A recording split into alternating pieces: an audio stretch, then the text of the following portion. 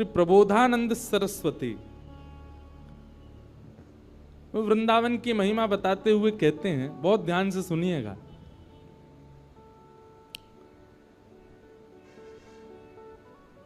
इस दुनिया में सबसे बड़ा आश्चर्य क्या है?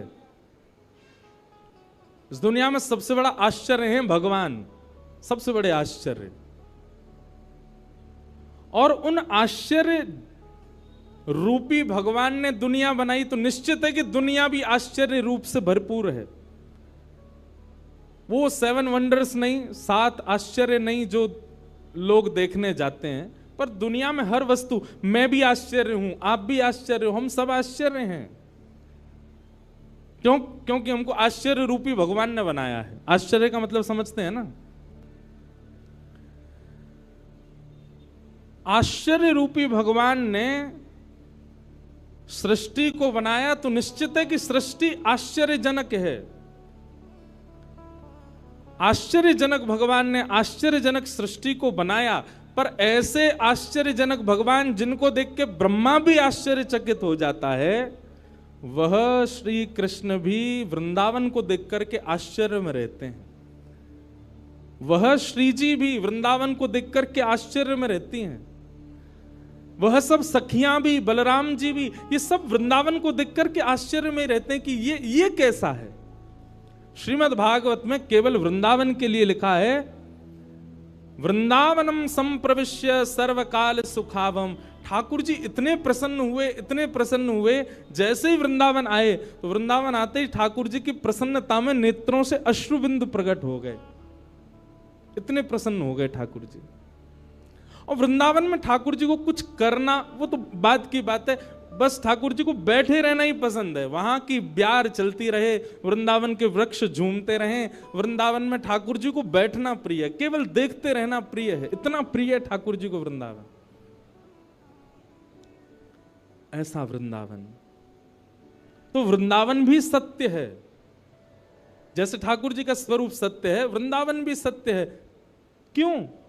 हजारों लोग वृंदावन जाते हैं और सबके चित्त में वृंदावन ऐसे घर करके बैठ जाता है। जो एक बार जावे, वृंदावन में भीड़ खूब, वृंदावन में व्यवस्था इतनी ज्यादा नहीं है, वृंदावन में प्रशासन के इतने वो हैं, बिहारी जी भी अगर दर्शन करना हो तो बहुत योजनाएं बनानी पड़ती हैं, पर फिर भी वृंदावन सबको इतना प्रिय क्यों है?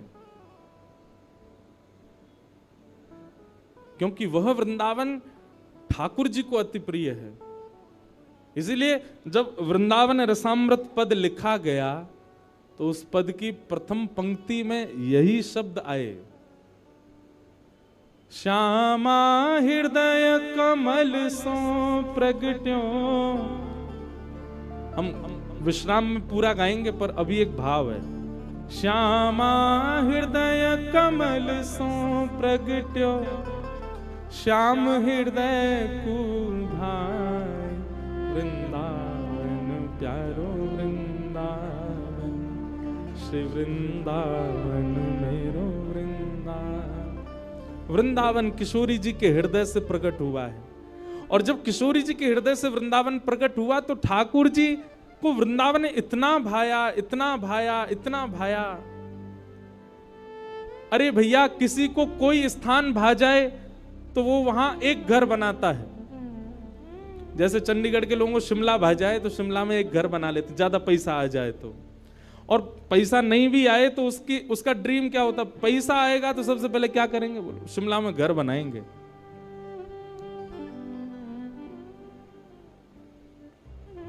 और कौन सी जगह कल जो हम देख रहे थे, आपके घर से जो दिखती है, कौन सी जगह है वो? है कसौली, वहां घर बनाएंगे। किसी को कोई स्थान भा जाए तो वहां एक घर बनाने की सबका ड्रीम होता है। पहाड़ पर तो विशेष रूप से। हमारे ठाकुर जी ने वृंदावन में 5000 घर बनाए। कितने? 5000 से ज्यादा मंदिर हैं वृंदावन में। वृंदावन का मतलब आप केवल वही मत समझा कीजिए छठीकरा से लेकर के और यमुना जी तक। संपूर्ण 84 कोस जो है ये पूरा वृंदावन ही है। पर जहां बिहारी जी विराज रहे हैं, राधा वल्लभ जी विराज रहे हैं, राधा रमन जी विराज रहे हैं, यमुना जी बह रही हैं, गोपेश्वर महादेव हैं, ये उस 84 कोस वृंदावन का मध्य है, सेंटर है। बाकी वृंदावन तो पूरा 84 कोस का है।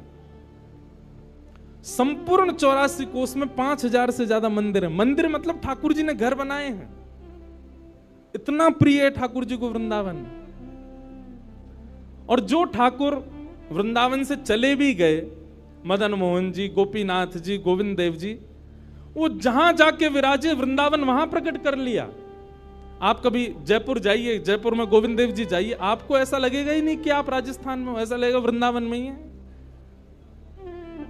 मदन मोहन जी बिहरत निस दिन कुंज गलिन में, ब्रज जन मन सुख धाम। मदन मोहन को रूप निरख के, सनातन बलि बलि जाए वृंदावन प्यारो। मदन मोहन जी सनातन गोस्वामी ने इनको प्रकट किया। मदन मोहन जी भी पहले जयपुर में ही विराजते थे। गोपीनाथ जी, गोविंद देव जी और श्री मदन मोहन जी तीनों जयपुर में ही थे। बहुत ध्यान से सुनिए सब लोग। तो जयपुर के राजा की पुत्री मदन मोहन जी की सेवा करती थी। मदन मोहन जी कोई लाड़ लड़ाती, पूरे दिन उन्हीं को सजाती रहती, उन्हीं का श्रृंगार करती, सेवा करती। राजा स्वयं गोविंद देव जी की सेवा करते और उनकी जो पत्नी थी वो गोपीनाथ जी, मतलब पूरा परिवार ही तीनों ठाकुर की सेवा करते थे। अलग अलग भवन में, अलग अलग महलों में ठाकुर जी विराजते थे। तो राजा की पुत्री का विवाह हुआ करौली राजस्थान में, जहां मदन मोहन जी अभी विराजते हैं। तो राजा की पुत्री का जब विवाह हुआ तो पुत्री से राजा ने कहा, बिटिया ये बताओ तुम्हारा विवाह है, तुमको हम दहेज में क्या दें? वैसे तो हमने सब दिया, लेकिन फिर भी तुम्हारी कोई इच्छा हो तो मांगो। उसने कहा, पिताजी मुझे सबसे ज्यादा प्रेम श्री मदन मोहन जी से है। आप माता जी और पूरा परिवार गोविंद देव जी, गोपीनाथ जी की सेवा किया करो। मदन मोहन जी को मैं ले जाऊं अपने साथ, अपने ससुराल में इनकी सेवा करूंगी। बड़ी अच्छी कथा है, ध्यान से सुनना। राजा रोने लगा, अपनी पुत्री के चरणों में सर झुका के बोला, मुझे क्षमा कर दे पुत्री, तू जो मांगेगी सो दूंगा, पर ये मेरे हृदय हैं, मैं इनको नहीं दे सकता। मैं वृंदावन से मुगलों से बचा करके इनको लेके आया हूं। वैसे तो ठाकुर जी को बचने की कोई आवश्यकता नहीं, ठाकुर जी कृपा करके आए हैं जयपुर में राजा के ऊपर, पर इनको देख करके मेरे प्राण बचते हैं। तू जो मांगेगी सो दे दूंगा। पर मदन मोहन जी बोले, पिताजी गोविंद देव जी, गोपीनाथ जी हैं ना आपके पास में, मदन एक ठाकुर जी मुझको दे दो। यहां राजा की जिद हो गई, नहीं दूंगा। पुत्री की जिद हो गई कि मुझे तो चाहिए, नहीं तो मैं विदाई नहीं होंगी। राजा की पत्नी ने भी कहा, अब इतनी कह रही है तो आप दे दीजिए ना, हमारे पास 2 ठाकुर हैं, इनकी सेवा हम करेंगे विस्तार से। और वैसे भी मदन मोहन जी की पूरी सेवा बचपन से उसने ही की है। तो राजा ने एक प्रस्ताव रखा। बोले, अच्छा पुत्री एक काम करते हैं। बोले, क्या? मैं तेरी आंख पे पट्टी बांधूंगा और आंख पे पट्टी बांध करके मदन मोहन जी जैसे 7 स्वरूप तेरे सामने खड़ा करूंगा, जिनमें से 6 स्वरूप जो होंगे वो मैं बनवाऊंगा और 1 स्वरूप वास्तविक मदन मोहन जी होंगे। आंख पे पट्टी बांध करके तुझे स्पर्श करके अगर तूने असली मदन मोहन जी को पहचान लिया तो मैं ये मान जाऊंगा कि तू नहीं, ठाकुर जी तेरे संग जाना चाहते हैं। ठाकुर जी की इच्छा पता चल जाएगी। तो राजकुमारी बोली, ठीक है, आप ये प्रयोजन कीजिए। राजा ने महाराज कारीगरों को बुलवाया और मदन मोहन जी के डिट्टो कॉपी 6 स्वरूप बनवाए और 6 स्वरूप बनवा करके मदन मोहन जी सहित 7 स्वरूपों को खड़ा किया। पुत्री के आंख पर पट्टी बांध दी, एक जैसा इत्र, एक जैसी पोशाक, एक जैसा मुकुट, एक जैसा श्रृंगार, सब कुछ बिल्कुल एक जैसा। और कहा, पुत्री अब तू इनमें से जो 7 में से पहचान लेगी, अगर असली तेने पहचान ली तो मैं तेरे संग भेज दूंगा। उसने हाँ तो बोल दिया, लेकिन वो कांपने लगी, घबराने लगी। जैसे ही उसने नेत्रबंद किए तो कथा ऐसी है कि वो रात्रि में जब सोई, अगले दिन परीक्षण होना था, तो रात्रि में जब सोई तो बहुत रोई और ठाकुर जी से कहने लगी, नाथ मैं आपसे बहुत प्रेम करती हूं, मैं आपके बगैर नहीं रह सकती, पर मेरे पिताजी की बहुत जिद है, अब कहीं मैं आपको नहीं पहचान पाई, मेरे तो प्राण ही निकल जाएंगे, विदा होना तो बहुत दूर की बात है।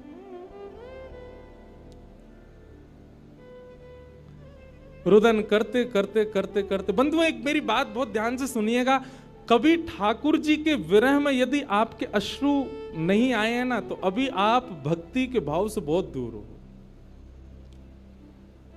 आपको वृंदावन जाना अच्छा लगता है, वृंदावन में घूमना अच्छा लगता है, राधा राधा नाम ध्वनि पर झूमना अच्छा लगता है, कथाएं प्रवचन सत्संग बढ़िया लगते हैं, ये सब एक प्रथम सोपान, प्रथम सीढ़ी है, पर प्रमुख सीढ़ी तो भजन मार्ग या भक्ति पथ की विरह है। अगर वो आपके चित्त में कभी ठाकुर जी के लिए नहीं आया है तो अभी आप बहुत पीछे छूटे हुए हो। रात भर रोती रही और रुदन करते करते, नाथ मैं कैसे पहचानूंगी कि आप सत्य कौन से हो। मदन मोहन जी उसके स्वप्न में आ गए और स्वप्न में आकर के बोले, तू चिंता मत करे, तेरो ही मन ना है मो ले जावे को, मेरो भी मन है रो तेरे संग जावे को। अरे जे सब मेरी सेवा तो करें, पर तेरी जैसी सेवा तो कोई करेगा ना, मेरो भी बड़ो मन है तेरे संग चलवे को। तो उसने कहा, तो नाथ कुछ कृपा तो करो। बोले हाँ मैं एक काम करूंगा। बोले कहा, तू सबरे स्वरूपन को जब स्पर्श करेगी ना, तो असली मदन मोहन जो मैं हूं, तू मेरे हाथन को स्पर्श करियो। तो हाथ कैसे? ऐसे। ठाकुर जी त्रिभंग लली ठाकुर जी हैं। तो ठाकुर जी बोले, तू मेरे हाथन को स्पर्श करियो, तो जितने मेरे अन्य स्वरूप हैं 6, वो तो ऐसे ही रहेंगे, लेकिन जैसे ही तू वास्तविक मेरे सामने आवेगी, सो मैं अपनी इकन्नी उंगली उठा दूंगा, अपनी कोने वाली उंगली उठा दूंगा।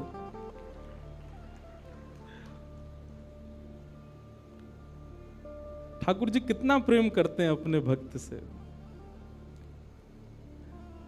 ठाकुर जी बोले, मैं अपनी इकन्नी उंगली उठा दूंगा और तू स्पर्श करती करती मेरी जैसे इकन्नी उंगली उठे, वाकू पकड़ लियो और तुरंत पिताजी से कह दियो, जय रे मदन मोहन जी, मैं चल दूंगा तेरे संग। अब तो दूसरे दिन वो पिताजी के पास गए, पिताजी जल्दी करिए, कब चलना है, कब? बोले, तुझे तो इतना विश्वास है जैसे तू वास्तविक में मदन मोहन जी को ले ही जाएगी, लेकिन बिटिया तू भी याद रखियो, मैंने ऐसे स्वरूप बनवाए हैं कि कोई बता ही नहीं सकता कि असली मदन मोहन कौन से। बोले, पिताजी आप सन्मुख पधराओ। तो महाराज भीड़ लग गई देखने वालों की, पूरा राजभवन इकट्ठा हो गया जयपुर का। 7 स्वरूप विराजमान हुए। पुत्री के आंख पर, अभी विवाह हुआ, उसका विदाई नहीं हुई है, आंख पर पट्टी बांध करके और कहा, जाओ अगर मदन मोहन जी की इच्छा होगी तो तू ढूंढ ले। अब मदन मोहन जी तो पहले ही बता चुके हैं, ऐसे मिलूंगा। जैसे मानो टीचर पहले ही एग्जाम पेपर लीक कर दे, ये क्वेश्चन आने वाले, तैयार कर आना। उसने जाकर के जैसे स्वरूप स्पर्श करने प्रारंभ किए, पहला बोले ये नहीं है, दूसरा स्पर्श किया, ये भी नहीं है। ठाकुर जी खड़े थे 5वीं पंक्ति में, 5वें वाले थे। तीसरे स्पर्श किए, बोले ये भी नहीं है। चौथे किए, बोले ये भी नहीं है। जैसे ही 5वें का स्पर्श किया और मुखमंडल का स्पर्श किया, गले का स्पर्श किया, वक्ष का स्पर्श कर, जैसे ही ठाकुर जी की भुजा पकड़ी, सो ठाकुर जी ने अपनी इकन्नी उंगली हिला दी। और जैसे ही इकन्नी उंगली हिलाई, उसने तो, पिताजी यही है मदन मोहन जी। आहा, राजा के तो नेत्रों से आंसू गिर गए, चरणों में गिर गए, उठ करके अपनी बिटिया को गले से लगा लिया, कान में बोले, बोले मैंने इकन्नी उंगली हिलते हुए देख ली। मुझे ये बात पता चल गई है कि भैया तेरी जिद नहीं है इनको ले जाने की, इनकी भी जिद है तेरे संग जाने की। और महाराज गाजे बाजे रथ में आरूढ़ करके श्री मदन मोहन लाल जी करौली राजस्थान को प्रस्थान किए। बोलो मदन मोहन लाल की। बिहरत निस दिन कुंज गलन में ब्रज जन मन सुख धाम, मदन मोहन को रूप निरख के, मदन मोहन को रूप निरख, सनातन बल बल जाए, वृंदावन प्यारो वृंदावन, श्री वृंदावन मेरो। ये भैया ऐसे ही भजन नहीं बना है, ये ऐसे ही आपके झूमने के लिए कीर्तन नहीं, ये पूरा वृंदावन समाविष्ट करवा दिया हमारे गिरधरलाल जी ने एक ही पद में। पूरा वृंदावन विराज रहा है। ठाकुर जी जड़ नहीं है। दूसरा स्वरूप क्या है ठाकुर जी का? चैतन्य। कौन है ठाकुर जी? चैतन्य। कई लोग पूछते हैं महाराज जी सेवा का कोई प्रकल्प बताओ, सेवा का कोई भाव बताओ, सेवा कैसे करनी चाहिए, सेवा में क्या होना चाहिए, क्या नहीं होना चाहिए। हमारी एक बात सब लोग सुन लीजिए, यहां लगभग सब सेवा वाले ही बैठे हैं। आप ठाकुर जी के प्रति चैतन्य भाव अपने हृदय में प्रगाढ़ कर लो। चैतन्य भाव प्रगाढ़ मतलब ये कोई पाषाण नहीं है, ये कोई प्रतिमा नहीं है, ये कोई धातु नहीं है, साक्षात वृंदावन चंद मेरे घर पर विराज रहे हैं। ये विश्वास आप अपने चित्त में प्रगाढ़ कर लीजिए। बस आपके जिस दिन ये विश्वास प्रगाढ़ हो गया, अपने आप आपको सेवा सीखनी, किसी से पूछनी नहीं, अपने आप करने लग जाओगे। अरे मां को नहीं बताना पड़ता पुत्र की सेवा कैसे होती है, पत्नी को नहीं सिखाना पड़ता पति को कैसे पूछना है। सारे संबंध हम अपने आप सीख लेते हैं। तो ठाकुर जी से जो हमारा प्रेम भाव है, उसके लिए हमको पूछना क्यों पड़ता है कि कैसे करें, भोग कैसे लगाएं, सुलाएं कैसे, ये कैसे करें। शास्त्रीय बात पीछे है, पहले आप प्रेम भाव में तो आओ। ठाकुर जी अपने आप सिखा देंगे अपनी सेवा कैसे करनी।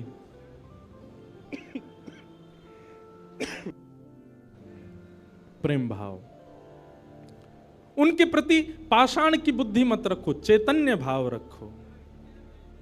जैसे आपके चित्त में चैतन्य भाव आया कि ये तो चलते फिरते उठते बैठते सब करते हैं, केवल मेरे सामने ऐसे खड़े हो जाते हैं मूर्तिमंत होकर के। मानो ये ठाकुर जी मुझसे कह रहे हैं कि तू अपनो इतनो प्रेम मुंह को प्रदान कर कि मैं चलन लगूं, मैं फिरन लगूं। सब लोग एक बात याद रखिएगा, जिसके भी घर में ठाकुर जी की सेवा है, ठाकुर जी हमको चैलेंज करते हैं, अगर तो में सामर्थ्य हो तो अपनी भक्ति से, अपने भाव से, अपने समस्त प्रयासों से तू मुझे चलवा के दिखा दे, तू मुझे बुलवा के दिखा दे।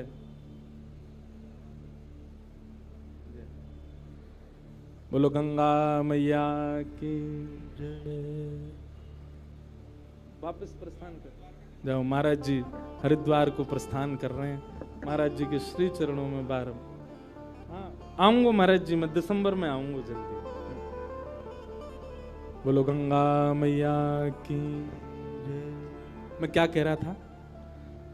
ठाकुर जी हम आप सबको एक चैलेंज देके रखें कि तो में यदि सामर्थ्य हो, मुझे बुलवा के दिखाए दे, मुझे चलवा के दिखाए दे, मुझसे कोई लीला करवा के दिखा दे। मैं तो ऐसे ही बैठा रहूंगा लड्डू गोपाल बने। तेरे प्रेम में सामर्थ्य हो तो तू करवाए ले। जिस दिन ठाकुर जी हमारे घर आ जाते हैं, उसी दिन से हमारी एक चैलेंज हमारे ऊपर आ जाता है। हम में सामर्थ्य हो, ठाकुर जी बोल के दिखा दें, ठाकुर जी कुछ करके दिखाएं। लेकिन हमको भी संतुष्टि है, ऐसे हैं तो ऐसे ही बैठे रहें। हमको लगता है ऐसे ही रहें, इससे ज्यादा कुछ करें नहीं। इसलिए ठाकुर जी को भी लगता है जब इसके चित्त में ही भाव नहीं है तो मैं और लीला क्यों ही करूं। चैतन्य भाव चित्त में लाओ। जैसे एक बालक जन्म लेता है तो माँ और पिता प्रतीक्षा करते हैं, अब ये कब बोलेगा, माँ कब बोलेगा, पापा कब बोलेगा, ये चलना कब सीखेगा, ये स्कूल कैसे जाएगा, ये बड़ा होकर के जॉब करेगा, बिजनेस आदि आदि सब भाव। ऐसे एक सेवक साधक के चित्त में भी अपने ठाकुर जी के प्रति भावना होनी चाहिए। ये बोलेंगे कब। हम एक बधाई गाते हैं ना नंदोत्सव में, उस बधाई में एक पंक्ति गाते हैं, धन्य घड़ी जब होए यशोदा मैया कह के बोले, नूपुर बांध दो चरणन में घुट मन डोले। नूपुर बांध दो चरणन में घुट मन डोले। पकड़े बाबा की उंगरिया तेरो ललना, जुग जुग जीवेरी यशोदा मैया तेरो ललना। स्वामी जी हरिदास जी जब सेवा करते थे ना, तो ठाकुर जी बिहारी जी ऐसे ही नहीं रहते थे जैसे हमको दिख रहे हैं।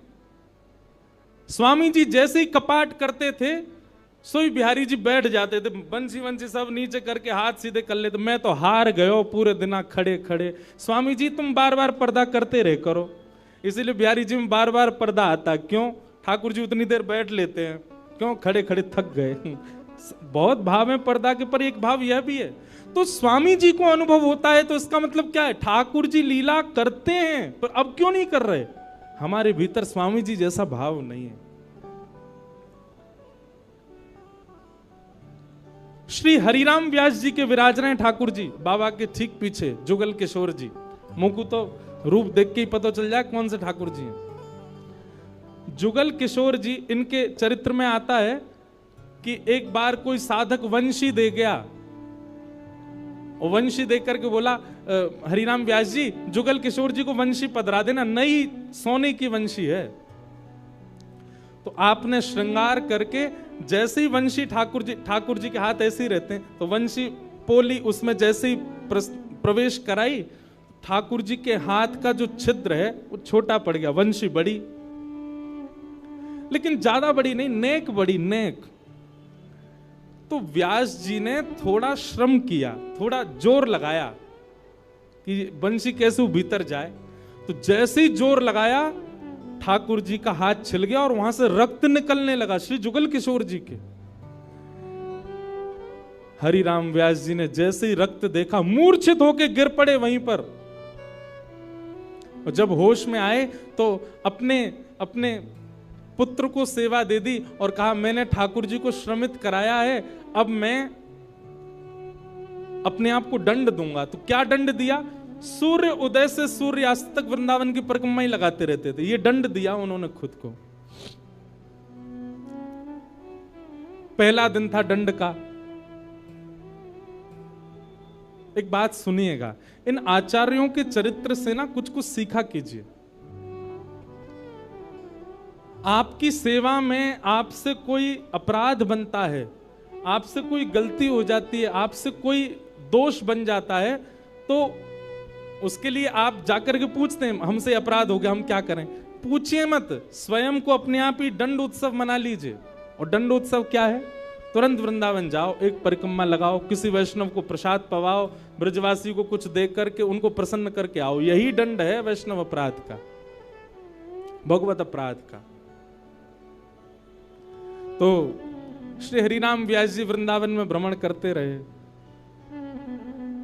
परिक्रमा लगाते रहे। परिक्रमा करके रात्रि में जैसे ही लौट करके आए, बहुत सावधानी से सुनो,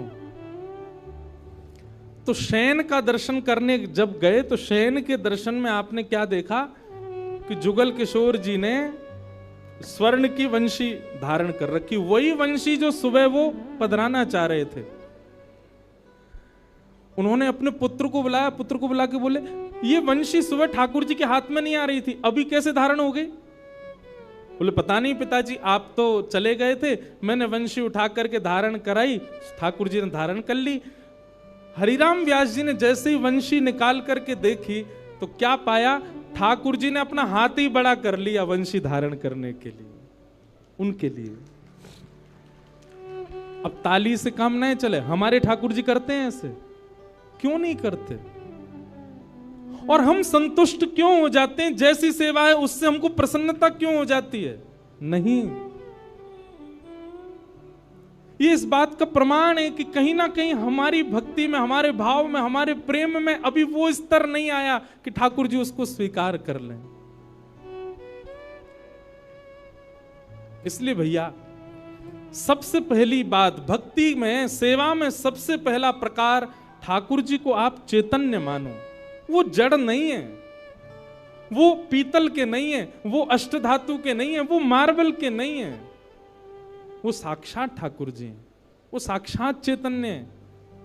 उनके प्रति चैतन्य बुद्धि आपने धारण कर ली, अपने आप ठाकुर जी अपने आप लीलाएं कराना प्रारंभ कर देंगे।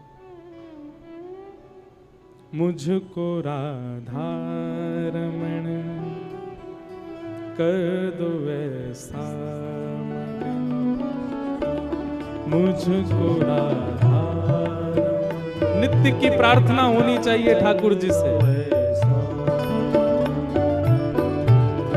रटू में तेरा नाम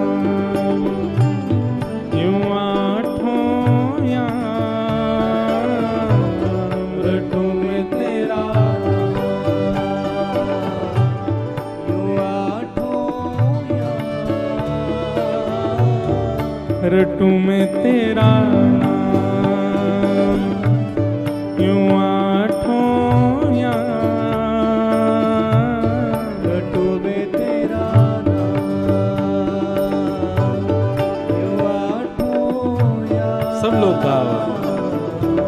मुझको राधा रमन कर दो वैसा मगन, मुझको राधा कर दो वैसा।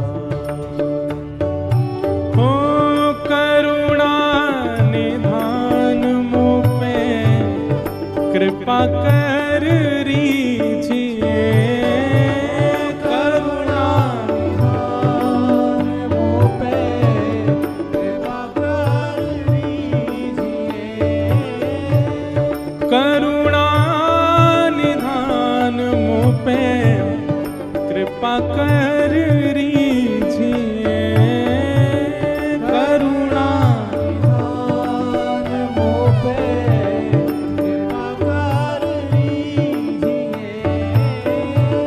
ब्रज में बसा के मोहे सेवा सुख दीजिए, ब्रज में बसा के मोहे सेवा सुख दीजिए, ब्रज में बसा के मोहे सेवा सुख दीजिए,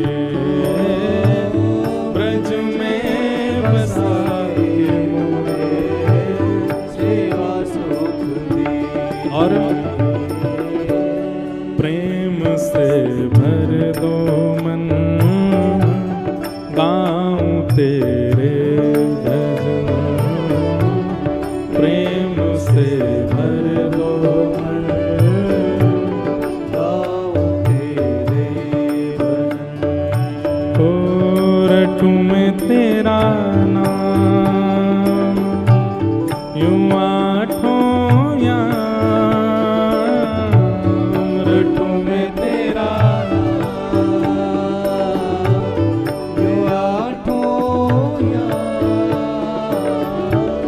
मुझको राधा रमन कर दो ऐसा मगन, मुझको राधा रमन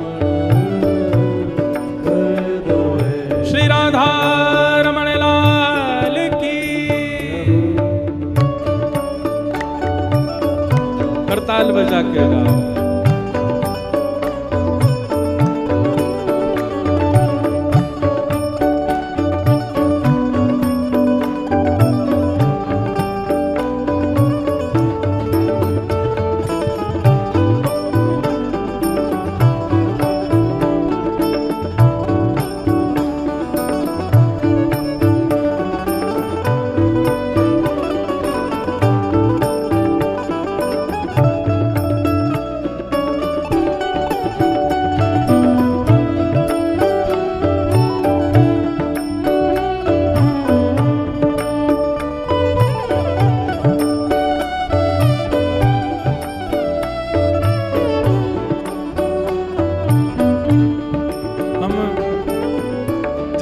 ऊपर चर्चा कर रहे हैं कि ठाकुर जी को चैतन्य मानो, वे पाषाण नहीं है।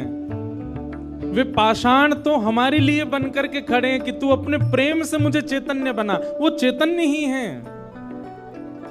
और उसी भाव की पूर्ति इस पद के दूसरे भाव में, दूसरे अंतरे में होती है। भाव से गाओ सब लोग। भाव भरे भूषणों से आपको सजाऊं मैं, भाव भरे भूषणों से आपको सजाऊं मैं,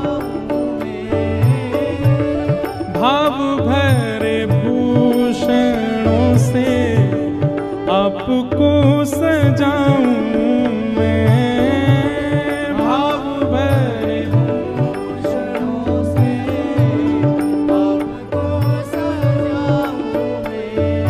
और नित नव भोज निज हाथों से पवाऊं मैं, नव भोज निज हाथों से पवाऊं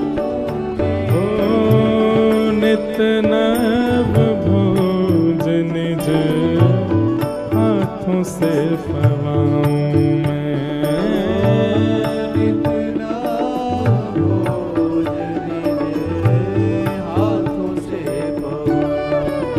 भैया हम सबके लाल जी पूरे दिना खड़े रहे और कोई के लड्डू गोपाल हैं तो पूरे दिना बैठे रहे, उनके पामन में दर्द ना हो तो ऐसी भावना हमारे चित्त में नहीं आती कभी।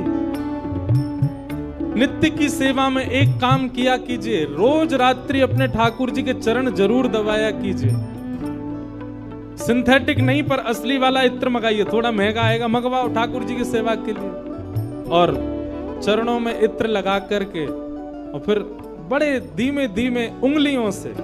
अच्छा एक बात और है, हमारे पुष्टि मार्ग के आचार्य कहते हैं ठाकुर जी की सेवा में अंगूठा का प्रयोग नहीं होना चाहिए। क्यों? कहीं भी जोर लगाना होता है हम अंगूठा का ही प्रयोग करते हैं। और ठाकुर जी की सेवा में अगर आप अंगूठा लगाते हो ठाकुर जी को पीड़ा होती होगी, लग जाती होगी, इसलिए उंगलियों से सेवा का ही निधान होना चाहिए। कहीं उठा करके भी रखें तो अंगूठा से ठाकुर जी को बड़े आराम से स्पर्श करना चाहिए। शास्त्र हमारे आचार्य तो ऐसा कहते हैं कि अगर आपने अंगूठा का प्रयोग किया भी है तो श्रृंगार के बाद ठाकुर जी का एक अलग से भोग लगाओ।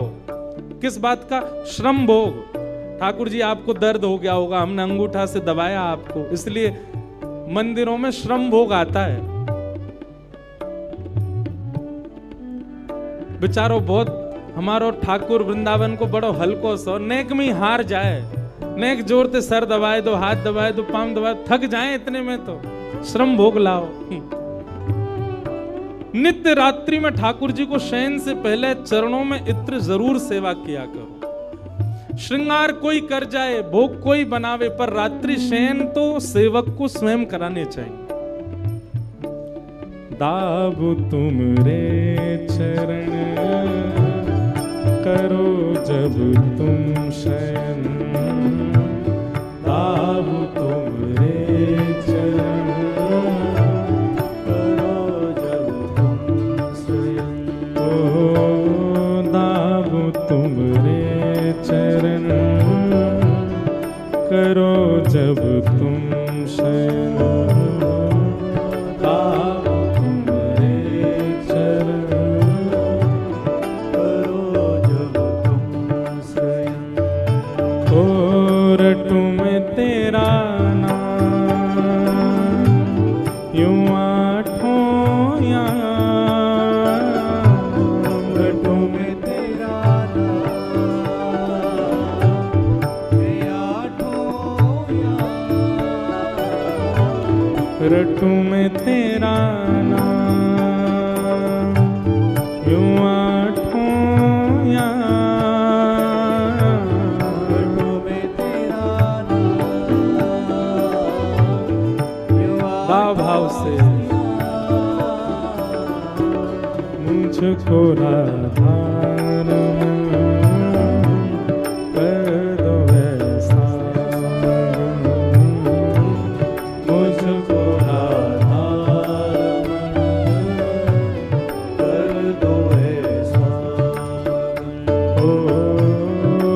मुझको न